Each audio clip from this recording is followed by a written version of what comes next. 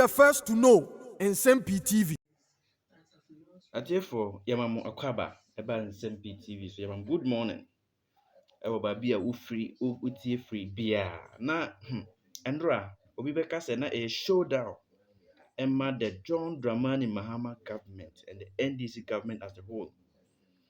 When the media encounter na say in fact questions ya journalist ebisa ne nyina in fact emwayo the mind especially declaring an emergency state of emergency on Galamsey. Oral womo de bae say omo de beti MPP for it no. Now one interesting question, two interesting questions are BBC journalist be ebisa aye ne emwaya Mahama and the Mahama no in fact. Na ya sefem. First question obisa no and say before say Mahama ebe president BBC interview Mahama ema ne ka say oba with an attempt to fight corruption in the idea ba kon be say oba establish a special court to fight corruption. BBC journalist ne bisa no emwa de ba ne say ogusu a wodi ho nkomo very uncertain explanations.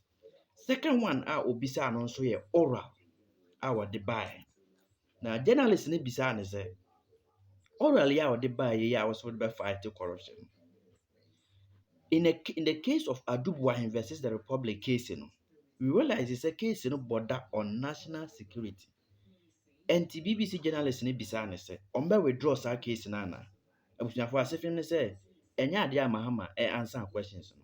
Young Kwane tie so many other questions. Na yenti emwaya or the buy. Your point is made. So I'll turn to the BBC now. I'm Thomas Nadi from the BBC World Service. Mr. President,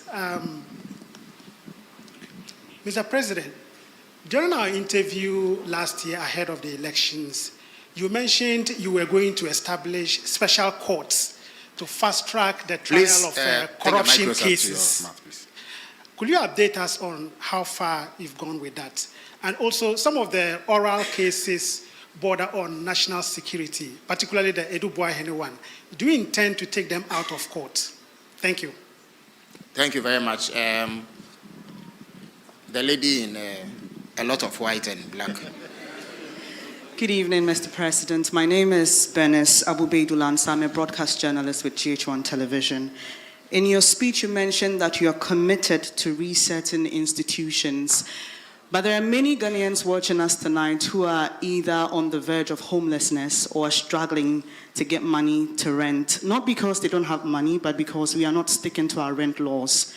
I just want to ask when your reset agenda will reach the housing sector, particularly for the State Housing Company Limited in putting up real affordable homes for many Ghanaians and the Rent Control Department in protecting vulnerable Ghanaians. Thank you very much. His Excellency has granted a special dispensation for the lady in less white. Transport Minister, that we are importing more excavators than ever before, over 200 a day. My question about this is about its effect, 100 a day.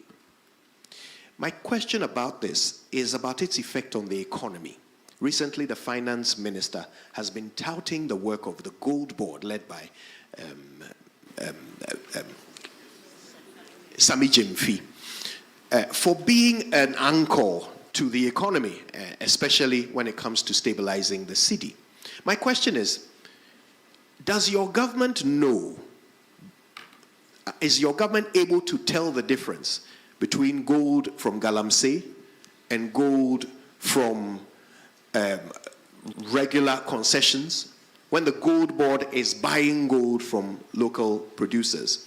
And could it be, because so much of it comes from Galamsey, could that be the reason why we are seeing some reluctance recently in the fight against Galamsey, in the sense that the IGP's efforts have been stopped and he's brought back his men from the forests? Could this be because? Thank you very much. I think your point is made. So I'll turn to the BBC now.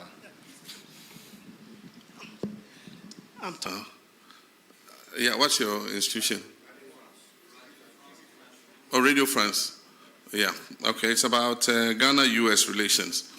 First, we were slapped with 10% tariff that was increased to 15%. And then we're included in 36 countries that were going to be placed on a visa ban.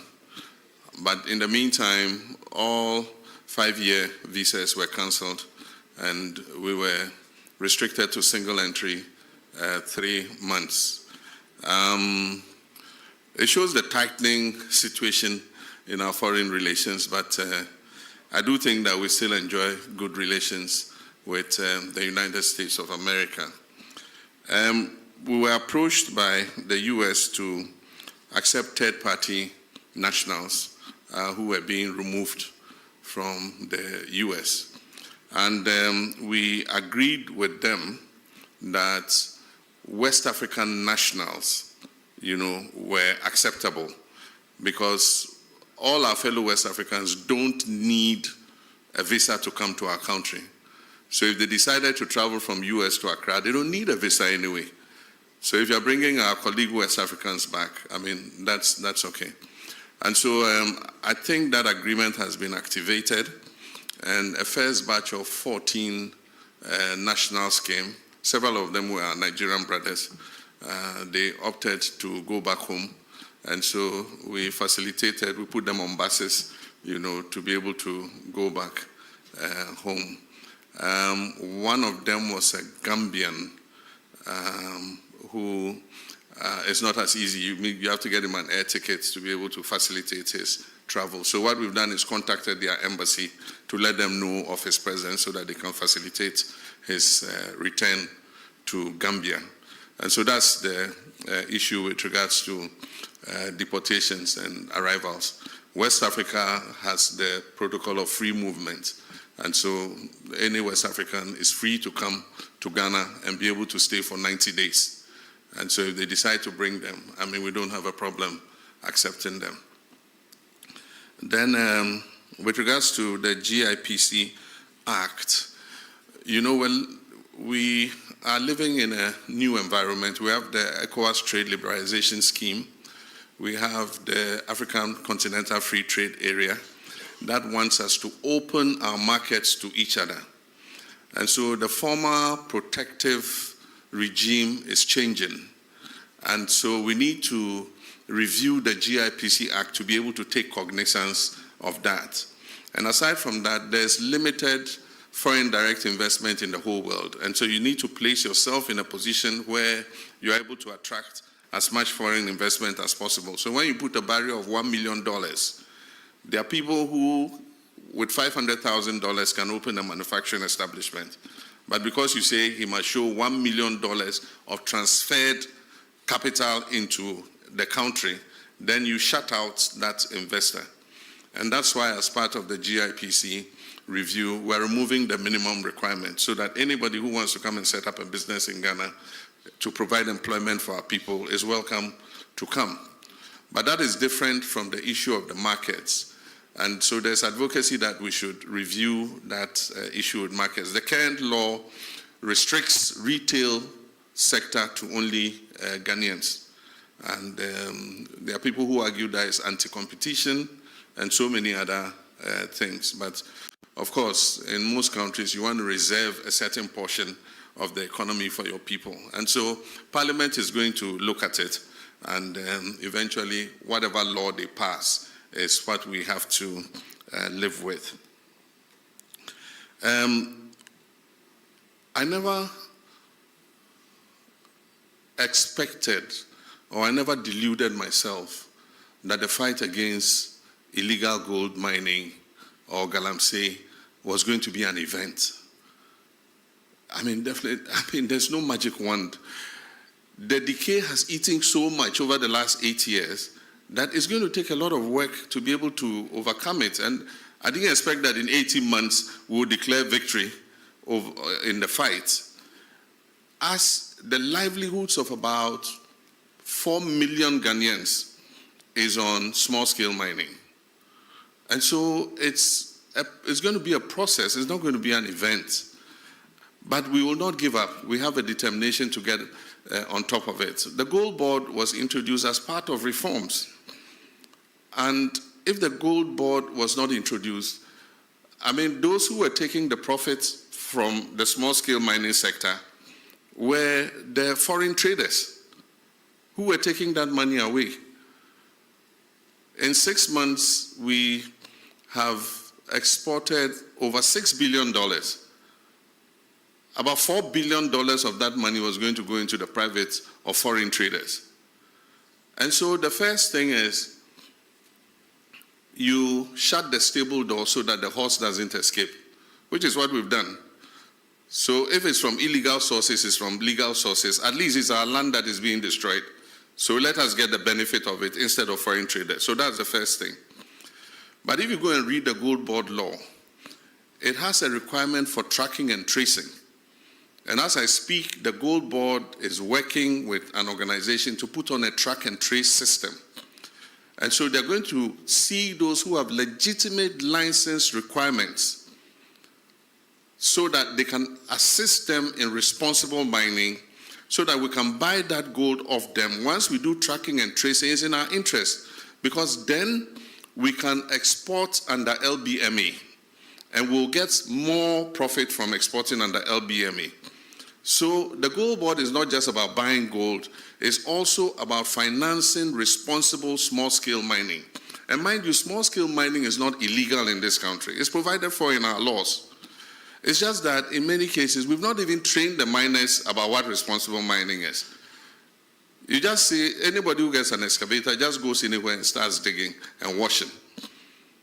But small-scale mining takes place in Australia. It takes place in Canada.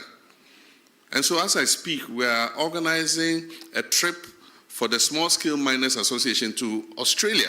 Australia has given us an invitation to bring them to come and see how small-scale mining is done without destroying the environment. And so that's something we're going to take an advantage of. And the Gold Board is leading, and the Ministry of Lands and Natural Resources are leading that charge. Only recently, our Minister for Lands and Natural Resources came back from Australia. And so we need to train these small-scale miners. The gold is a blessing that God gave us. It's a natural resource that God gave us to make life better for our people. It's just that the way and manner in which we are going about it is causing distraction to the environment. But it is the result of an increase in the gold price. And if you've read widely, you find that the same thing is happening in Peru. It's happening in several other countries because of the heightened gold price. And so for whatever little gold you're able to find, you get more money. Galami was not a problem when gold was $2,000 per ounce. But today, gold is pushing $3,600 per ounce. And because of the lack of jobs, jobless growth for several decades, there are a lot of young people who are coming out of school who have no job work to do. And so for them, that is the only livelihood. And so we must not think just about chasing them all over the place without providing alternatives for them. Because the alternative is that they should stay home and starve or go out and do something deviant. And that's why we came up with the cooperative mining concept, for which we recently lost our colleagues. They were going to launch it, the first of its kind in Anglo, because one of the things we said was that we're going to let the big mining companies seed off some of their concessions. Some of them have 400, 500 miles square. And there's gold in some parts of those concessions that they will never mine because the grams per ton of ore is so low. But yet, if you put a small-scale miner there, he can mine it effectively. And so we've discussed with them, and they've all agreed. And so Anglo Ashanti was the first. They've cut a part of the concession, and that is what Omani and Murtala and Co. were going to launch, cooperative mining, so that we'll move the small-scale miners from the forest reserves where they're causing distraction and settle them on the concessions where the big mining companies have seeded. As I speak, Newmont has demarcated an area for these small-scale miners. And we have asked the big companies to mentor them and supervise them and make sure they do the right thing. So that was going to be an alternative for moving them out of the forest and other places so that they can mine under the supervision of those companies. And that's where our colleagues were going when the helicopter crashed. And so it's a program that we're going to continue so that we can give them an alternative, not just go chase them around without finding something else for them to do. And so that's something we're working on. With regards to excavators, we're enforcing the law that you must get the permit before the excavator is put on a ship. That is what the law has been, but it was not followed. And so they let the excavator land before they come and ask the Ministry of Transport for a permit. And so we've informed all the dealers that you cannot load an excavator onto a ship until you have gotten a permit. In the meantime, a lot of excavators have arrived at the port. And recently, somebody said they were being released at midnight to their owners and things. That's not true. What happens was there were so many that they had occupied a huge area of the port and congested the port. And so we found the land near Shai Hills, near the military installation. And the Field Engineers Regiment and others have been given charge to move the excavators from the port to that area so that they can free up space in the port. And they do that in the night because of traffic in the daytime. So in the night, they have the payloaders moving the excavators out of the port to the designated areas where they are supposed to be held. And before any of those excavators is released, they must be tracked. They must have a tracker on them. They must be registered by the owner of the excavator. And we must know the purpose for which the excavator has been imported. Because the construction industry also imports excavators. And so you cannot put a blanket ban on importation of excavators just because you think that every excavator is going to go into the illegal mining industry. Even the big mining companies that have licenses import excavators.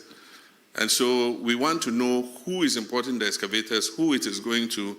We want to be able to put a tracker on it and be able to trace that excavator wherever it is in the country. We called off the IGP's anti-Galamsey task force because they are supposed to coordinate with NIMOS, that is the National Anti-Illegal Mining Operations Secretariat. Unfortunately, they were not doing that. So every little commander in any this thing gets up, Galamsey phobia, they can't tell who is licensed, they can't tell who is not licensed. And so it was just like an attack on the whole small-scale mining industry. And so what we said was they should freeze their action. They should synchronize it with the National Anti-Galamsey Operational Secretariat so that they can be directed exactly to where to go in terms of the anti-Galamsey fight. While we're fighting Galamsey, it doesn't mean that it's a free-for-all for everybody to get up. Anybody gets up, puts on a helmet, puts on a jacket, and says, I'm anti-Galamsey. They say, we're not looking for chaos. We're looking to do it, in a scientific manner so that we do not hurt the whole of the small-scale mining industry.